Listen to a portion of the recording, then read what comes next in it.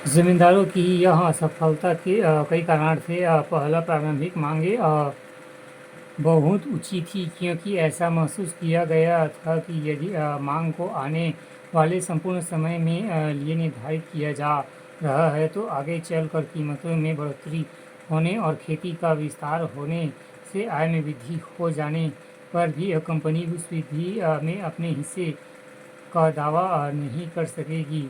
इस प्रत्याशित हानि को कम से कम स्तर पर रखने के लिए कंपनी ने राजस्व मांग को ऊंचे स्तर पर रखा और इसके लिए दलील दी कि ज्यों कृषि के उत्पादन में वृद्धि होती जाएगी और कीमतें बढ़ती जाएगी, ज़मींदारों का बोझ सने सने कम होता जाएगा। दूसरा, यह ऊंची मांग 1790 के दशक में लागू की गई थी, जब कृषि की उपज की कीमतें नीची थी, जिसमें रैयत किसानों के लिए ज़मींदार को उनकी देय राशियाँ चुकाना मुश्किल था। जब जमींदार स्वयं किसानों से राजस्व इकट्ठा नहीं कर सकता था, तो वह आगे कंपनी को अपनी निर्धारित राजस्व राशि कैसे अदा कर सकता था।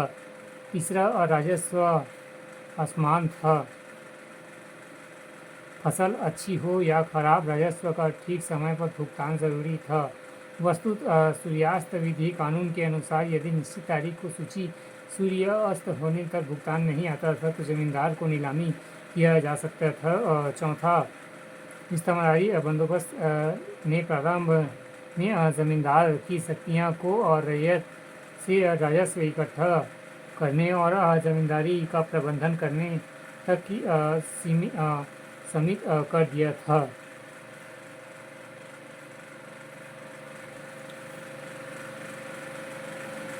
कंपनी जमींदारों को पूरा महत्व तो देते थे, पर उन्हें नियंत्रित तथा विनियमित करना, उनकी सत्ता को अपने वश में रखना और उनकी स्वतंत्रता को सीमित करना भी चाहती थी। फलस्वरूप जमींदारों को सैन्य टुकड़ियों को भंग कर दिया गया था, सीमा शुल्क समाप्त कर दिया गया और उनकी कचहरियों को कंपनी द्वारा नियुक्त कलेक्टर को देख रेख से रखा दिया गया एवं जमींदारों से स्थानीय न्याय और स्थानीय पुलिस की व्यवस्था करने की शक्ति छीन ली गई। समय के साथ कलेक्टर का कार्यालय सत्ता के लिए एक वैकल्पिक केंद्र के रूप में उभर आया और जमींदार के अधिकार को पूरी तरह से सीमित कर एवं प्रतिबंधित कर दिया गया।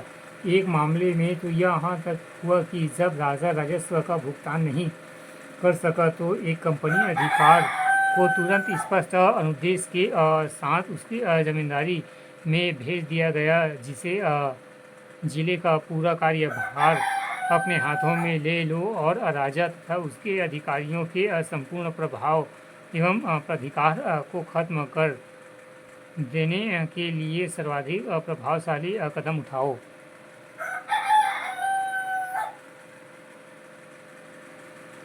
राजस्व इकट्ठा करने के समय जमींदार का एक अधिकारी, जिसे आमतौर पर अमला कहते थे, गांव में आता था, लेकिन राजस्व संग्रह एक अपरिवर्तित समस्या थी। कभी कभी तो खराब फसल और नाची कीमतों के कारण किसानों के लिए अपनी देय राशियों का भुगतान करना बहुत कठिन हो जाता था और कभी कभी ऐसा भी होता था कि रैयत जानबूझकर भुगतान में देरी कर देते थे। धनवान रैयत और गांव के जानबूझकर भुगतान में देरी कर देते थे। धनवान रैयत, मुखिया, जोतदार और मंडल जमींदार को परेशानी में देखकर बहुत खुश होते थे, क्योंकि जमींदार आसानी से उन पर अपनी ताकत का इस्तेमाल नहीं कर सकता था।